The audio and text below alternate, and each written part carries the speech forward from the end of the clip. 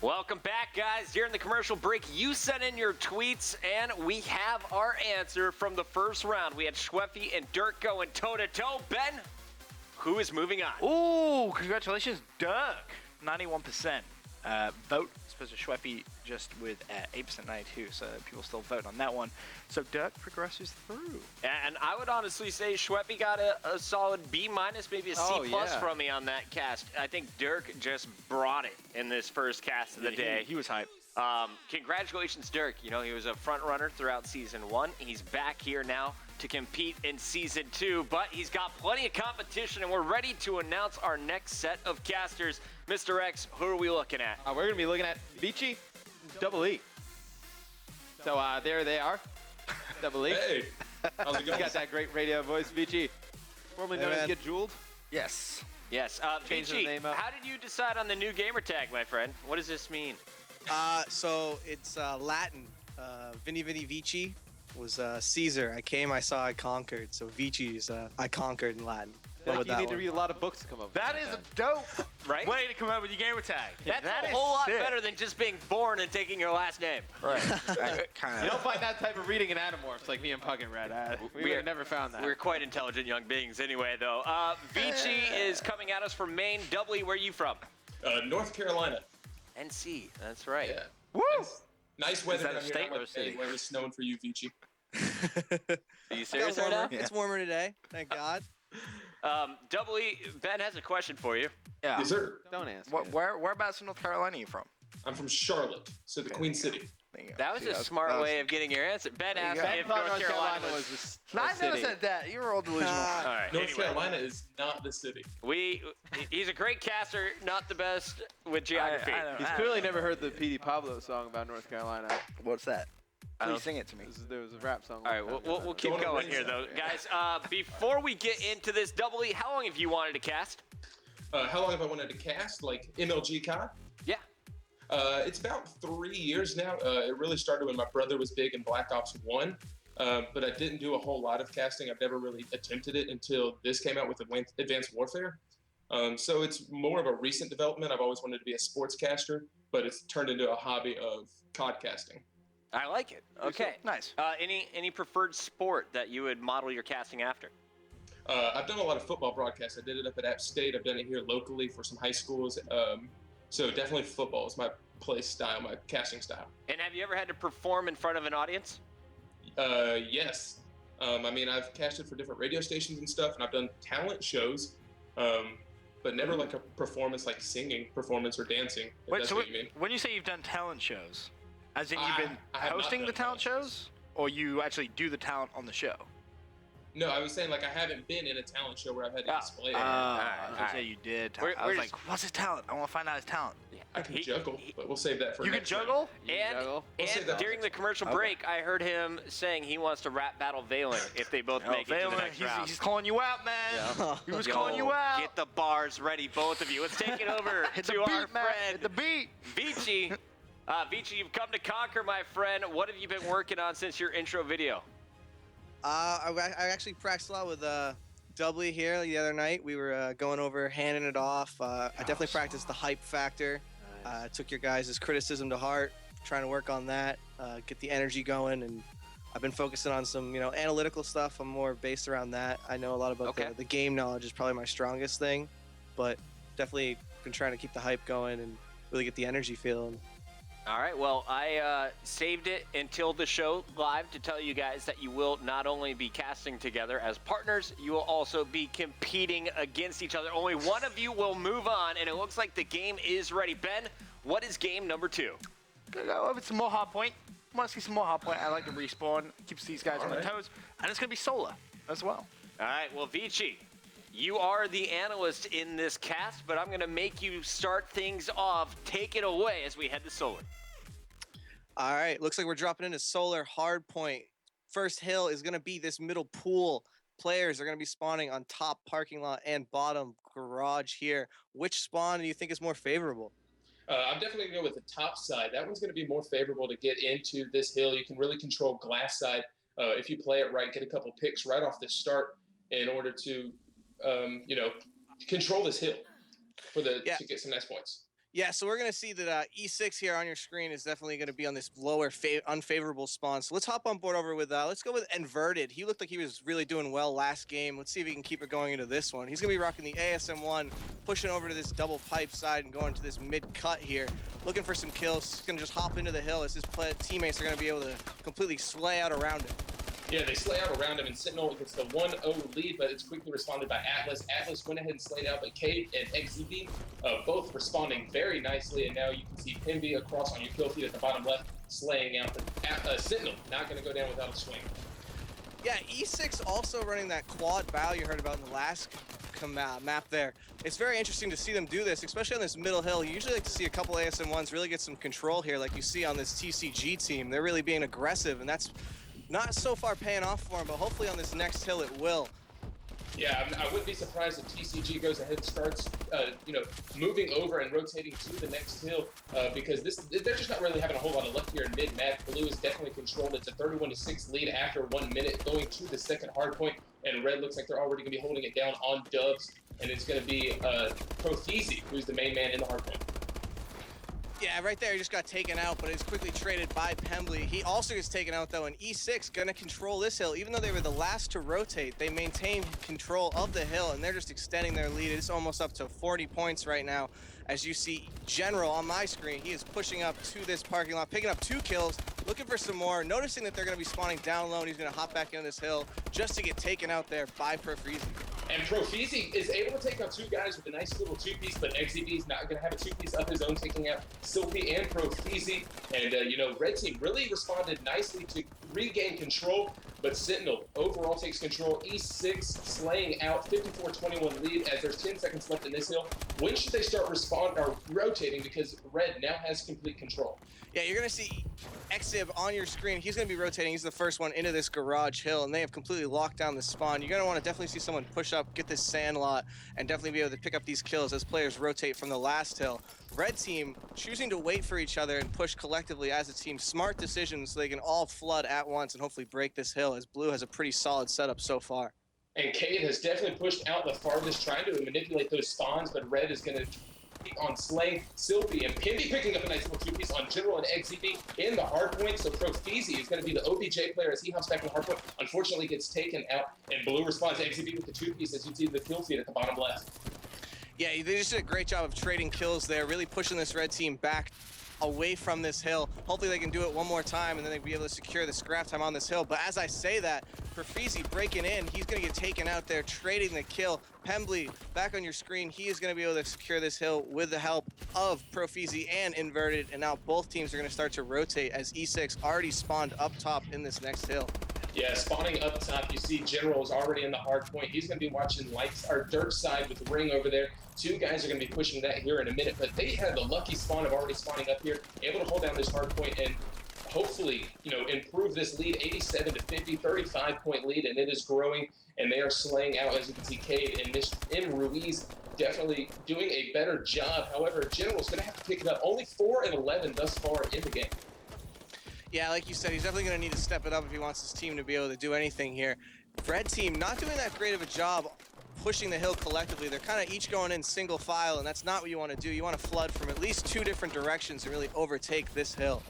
Yeah, there's a nice couple head glitches up here behind cars that they were able to hold down nicely as Red now gets full control. Blue Team's going to be pushing on the dirt side, but TCG able to respond nicely, and they hold it down. And it looks like they're going to hold down for the final 11 seconds as Blue has already decided to rotate over to the side building. Yeah, as if you look on your mini-map here, you can see that actually Inverted on your screen, he rotated around the entirety of this Blue Team. He's looking to pick up some kills here around S3. Going back down to S1, going to the middle of the map, up to Glass Cut, and he's just going to flood into the front of this hill. And look at that, Red able to trade all the kills. That's 4 down right there, 4 Blue, as they're going to be spawning across the map over by Maps. Profizi with the huge 3-piece. I don't know if you saw that, but Profizi was definitely holding things down as Pimby is now going to hold down the hill. He falls as XZB takes him out and is trying to make a move forward. General slaying out, and Blue is going to retake control. 113-84 is the lead for Sentinel. E6, what are they going to have to do to really, come back into this game? It's a 30-point game. They really need to just start slaying out, in my opinion. Yeah, and if you notice in your kill feed, there's a lot of more ASM1s being used, which is what you want to do here on this hill. You want to be able to apply pressure and really get in and out very quickly. E6 electing to stick with their bows, but that will work on the next hill as the C players start to switch back over for those long-range engagements. But on this hill, definitely you wanted to see some short-range ASM1 battles. Yeah, and Inverted was going to be the first guy in the hill. He's definitely been the OBJ player. We've said it a couple times. But he's only 11 and 17, not really slaying out. 23 and 18, 20 and 20 for Profizi. You look at your scoreboard, and now Profizi continues to slay. And as they are going to get full control on this, more time racking up as they're trying to close the gap. It's 128 to 96. Sentinel with the lead. Yeah, TCB has definitely done a great job of coming back into this game. They were down by almost 40 points at the beginning of it, and they've done a great job to fight their way back in, closing the gap here. And if they maintain the rest of this hill time, they will be able to even it up moving into this second rotation of hills. All right, guys, we're going to call it right there. Thank you for your cast. Matt, we started with you last time. Ben, you were driving the bus this time around. Why don't you kick it off? There's a lot of things, really. Number one was the start was extremely slow. I think both of you were very, very nervous going straight into the start, and you could really tell there was some stuttering, didn't really know what was going on. You're talking about favorable side, unfavorable side, and it was like, hey, you know, let's take a look at, I think it was TCG, and you're like, all right, so we're going to get on board with Ruiz from E6, and I was kind of like, okay, I'm kind of lost a little bit with where that conversation was going. I saw you kind of flicking through all the points. You're like, I was like, what am I supposed to be doing in this situation? And that's the thing. Throughout that whole cast, there was really no driving. Again, it was more like narrating. Because at any time, if you said, all right, I'm going to get on board with General, I moved to General, and I just basically follow your audio cues. Didn't really feel or hear any of them. Another really big pet peeve, and I'm not sure if this is just me, it probably just is, knowing me, but saying red team and blue team is very, very frustrating because they're called E6, TCG. Yeah, I was going to say, I actually made a big note of that, Doubly, because we actually spent a lot of time today making sure we had two full squads. Right. Shout out to Matt Morello. E6 and TCG are two full squads that you see competing right now in 2Ks and 5Ks. Right. You got to give them their credit and call them as the proper team name. You did throw in a Sentinel every once in a while, so it wasn't always red and blue. Still, it's like... But yeah, I think you originally want to just tell people, all right, guys, we have E6 is going to be your blue team. TCG is playing as the Red Atlas squad. Let's jump on board with player from TCG. I think that makes a little bit more sense. One other thing that I wrote down was Vici. I feel like your flow sometimes was a little bit off. You would say something which was really, really good, and then the way that you would pass it was kind of like a stumble. It was like it didn't really flow as well as it could have done. But in terms of the actual content and things that you were saying was really, really good. Your knowledge was T1. I can tell you worked a little bit on the hype, which was, I know what we all kind of criticized a little bit on. Could definitely tell that had been improved. Doubly, same for you. Everything you were saying was absolutely perfect. And, you know, your hype at times was good. You know, you really hyped up that three-piece. You explained exactly why it was so important as well. For me, the start with Vici, brings it in, hey, it's solo hard point. Immediately starts talking about spawns. If I just turned it on, I would have had no idea who was playing. What? What's happening? Sorry, we're getting solo hard points coming up. I don't know, between somebody's playing. That kind of threw me off a little bit. And then sometimes Vici, like Doubly would like throw you something. Like I remember, I think it was towards like Hill 5. He kind of asked you like what they needed to do, and you just kind of kept talking. You didn't really like have that conversation of what they needed to do on the last hill. And that's like a great way to like not like waste time, but it's like a good like conversation to have, like going into the next rotation. Like on the last hill, like that last hill's chaos. Like if you tried to call everything on that last hill, you'd be out of breath in seconds. That would have been nice to do. And then Doubly thought there was some nice calls in there. The Alice Sentinel thing bothered me as well. Bothered me a lot. It's like the first thing I thought of. It's like the only thing you focus in on. I don't know why. But the ones who started to call him E6 and TCG, good calls, good energy. I thought it was a fairly good cast. All right, I'm going to start with Doubly. So, brought you in expecting you to be the strong play-by-play guy, and honestly, in the first minute and a half, you seemed lost. But I heard it at the end, and so I know what you're capable of. We saw kind of flashes of brilliance when when you called out that big three-piece, when you got excited, when you were calling out players like General who were struggling, really need to turn around. By the way, General is +4 right now, and their team is about to win. So General did turn it around in that game. And you kind of set the storyline, which is really important because at that point, we're a quarter of the way through the game. You're calling the action. You're giving me a little bit of insight into where the score's at. But what could happen or what should happen is what I really appreciated there. Also, I wanted to knock you when you were just talking about the score you were reading off, 183 to, I think it was 153. And I was like, but at no time did you do the math for the viewer. And then about half second later, you did the math yourself while continuing on your normal sentence and then hit me with it's a 30-point game. So I just scratched that out. I gave you double check mark. So props to you on that.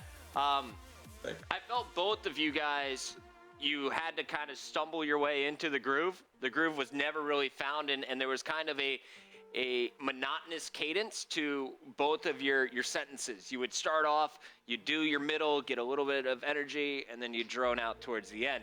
And it's something that I think I find myself doing quite a bit, but I try and throw in a little bit of more variation. The reason that you kind of drone off towards the end is it's a clear, I'm done talking. But you don't have to do it every time, especially after 2 minutes of casting together. Just get your point in, stop talking. The other guy will know when to pick it up. You don't have to kind of lead them in with your voice.